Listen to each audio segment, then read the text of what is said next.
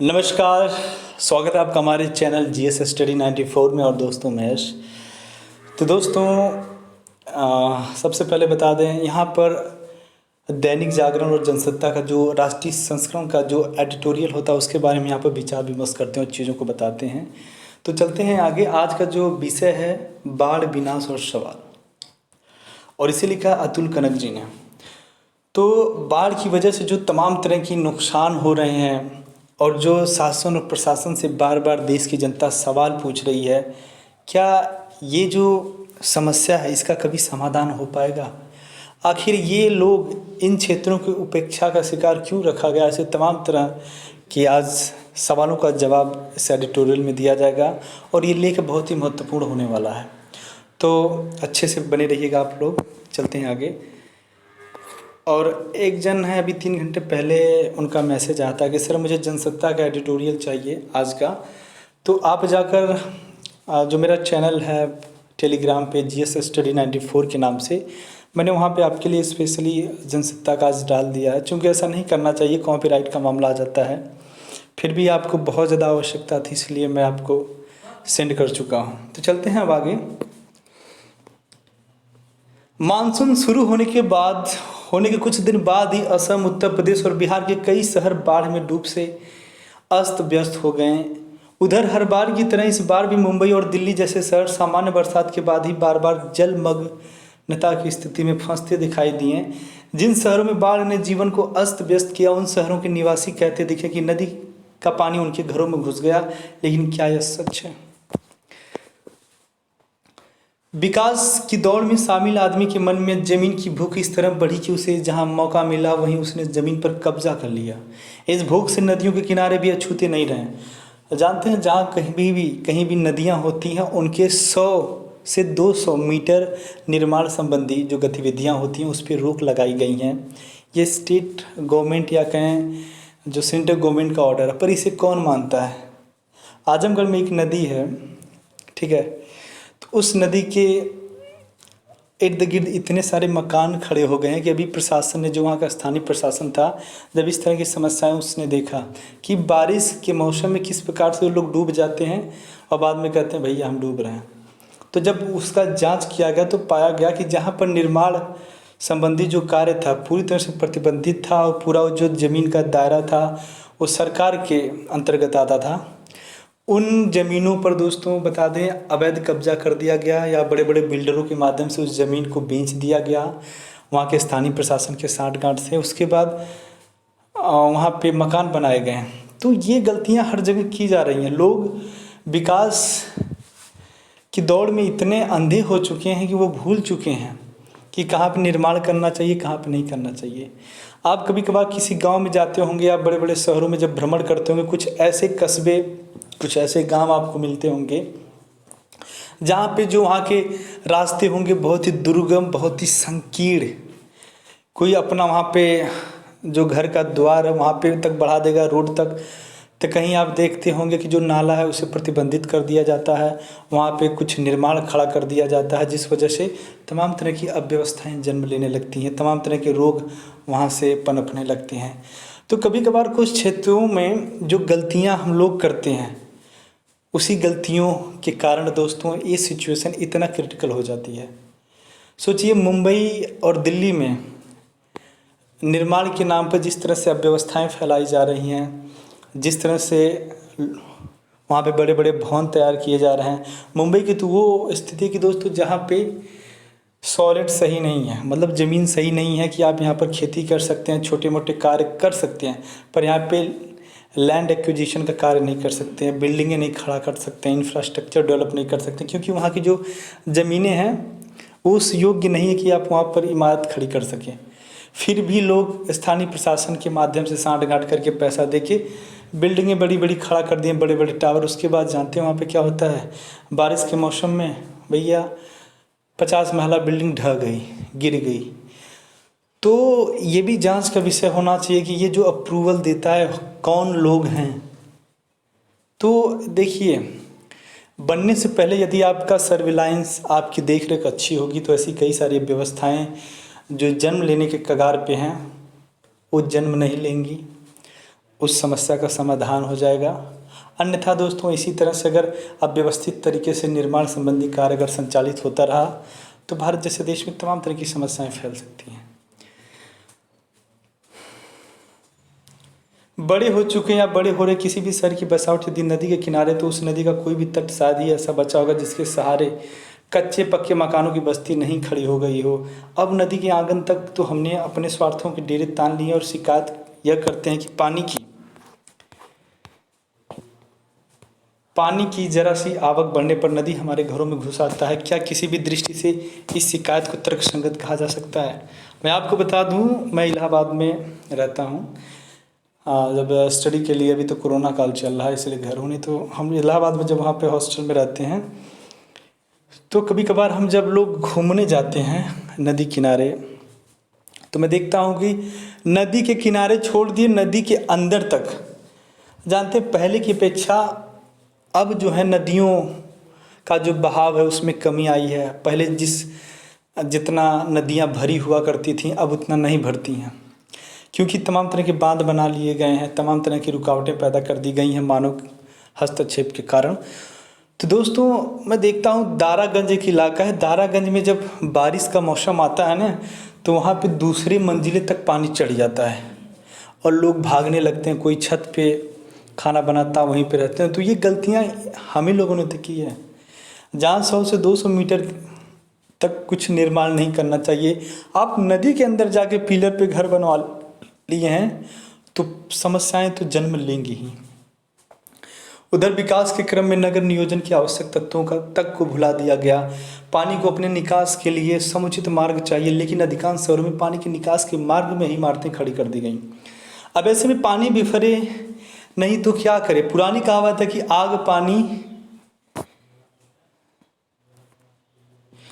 आग पानी राजा और सांप अपना स्वभाव कभी नहीं बदलते। जिन बड़े शहरों के आसपास छोटी छोटी नदियां कभी लोगों की आवश्यकताओं को पूरा किया करती थी, उन बड़े शहरों की ज़मीन की भूख ने उन छोटी नदियों को पहले नाले में तब्दील किया और फिर नदी के बचे कुछ हिस्से को भी अतिक्रमण का शिकार बना दिया। मैं ऐसे तमाम तरह की नदियों, तमाम तरह के पोखरों, तालाबों की बात मैं कर सकता हूँ। हमारे गाँव में एक तालाब था, पट्टे के माध्यम से हमारा ही था। जब तक एक ज़रूरत महसूस होती थी गांव वालों को, उसी जल के माध्यम से, बहुत पहले बताया जा रहा था कि लोग बर्तन वर्तन धुलते थे, उसी के जल से खाना बनाया जाता था। ऐसे तमाम तरह के ज़रूरतें पूरा की जाती थी जो आज नल से या टंकी के पानी से किया जाता है। तो दोस्तों जब हम लोग थोड़ी सी विकास के दौड़ में आगे आए, हमारी निर्भरता इन तालाबों से, इन जलकुंडों से कम होने लगी, हमने उसके अस्तित्व पर प्रश्न चिन्ह लगा दिया। आज वो इस तरह उपेक्षा का शिकार बनी हुई हैं कि वो अपने अस्तित्व को लेकर लड़ रही हैं। इतना गंदा पोखरा हो गया, तमाम तरह की घासें उसमें आ गई हैं, मतलब घुटन सी होने लगती है। यदि मतलब आज किसी की हिम्मत नहीं, जहाँ पर पहले गांव के लोग उसमें नहाने के लिए आते थे, आज किसी की हिम्मत नहीं है कि अपना पैर उसमें डाल दे, इतना गंदा पानी हो चुका है। तो एक तरह से जो हम इकोसिस्टम है, जो जलीय जीव जंतु हैं, उनके भी अस्तित्व के लिए हम ही जिम्मेदार हैं। तो दोस्तों ऐसा नहीं करना चाहिए। जो प्राकृतिक स्रोत हैं या फिर जो जलकुंड हैं, यदि हमारी उनसे आवश्यकता खत्म हो गई तो हम गलत हैं। पानी यदि जलकुंड में है तो वो धीरे धीरे रिस्क के नीचे जाता है, वही पानी फिर हम पीते हैं। यदि उसको इस तरह दूषित करेंगे तो जो जानवर हैं, जो पशु पक्षियाँ हैं, वो किस पर निर्भर रहेंगे? तो इंसान मात्र अपने ज़रूरतों के बारे में सोच रहा है। अब जब कभी नदी के अतिक्रमित हो चुके अपवास क्षेत्र में पानी की आवक होगी तो संचित पानी बस्तियों को घेरेगा ही।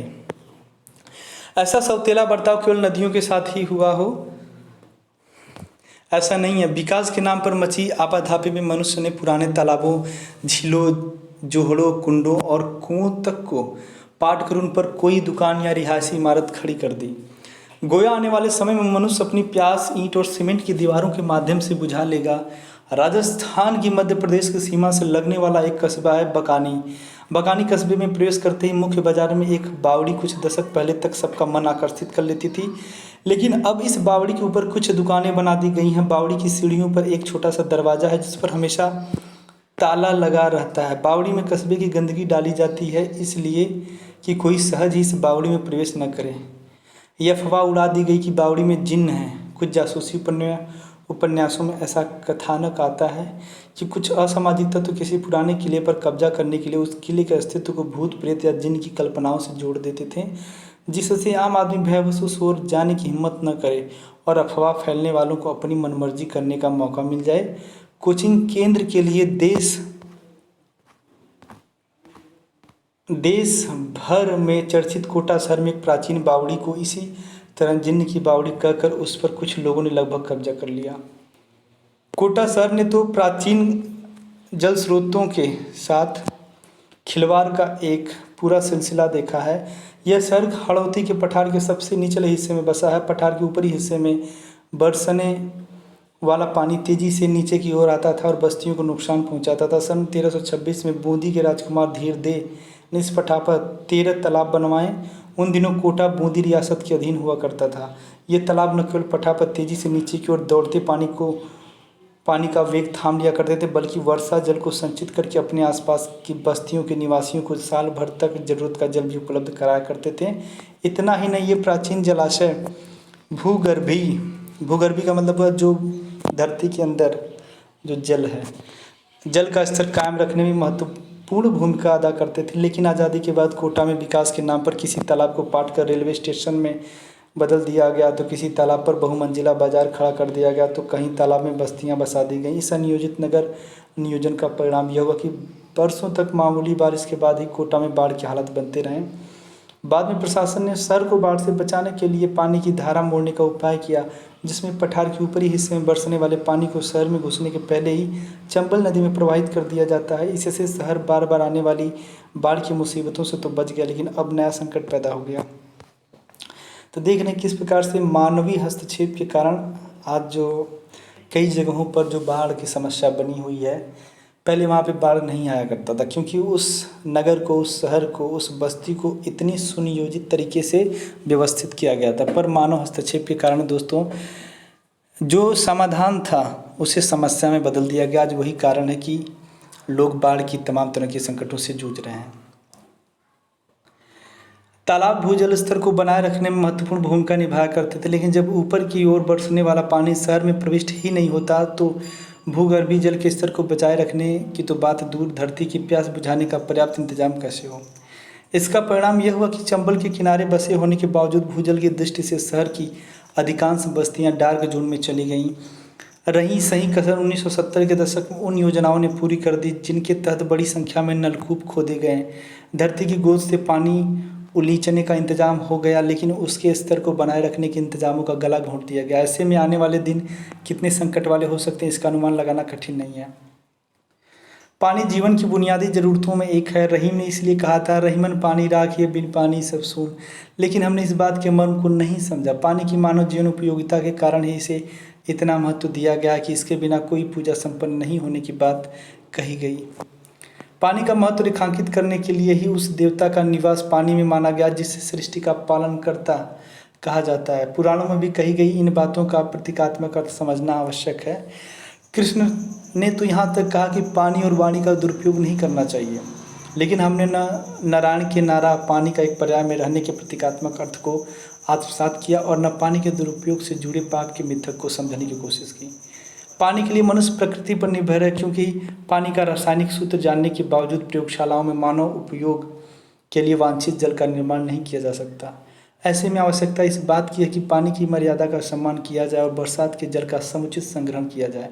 आपको बता दें, बेंगलुरु और कर्नाटक के कुछ शहर, मुंबई के कुछ शहरों में, दिल्ली के कुछ इलाकों में एक योजना के माध्यम से जब बनाया जा रहा है दोस्तों, जब बरसात का जो जल होता है उसे एक सही जगह पे स्टोर करना, एक जलकुंड का निर्माण करके इतने सुनियोजित तरीके से बनाया जाए कि जब बरसात हो तो उसका पानी मतलब अन्य जगहों पर ना जाकर एक सुनियोजित तरीके से जलकुंड में जाए, जिसको बाद में उस पानी को रिसाइकल बिन करके यूटिलाइज किया जा सके।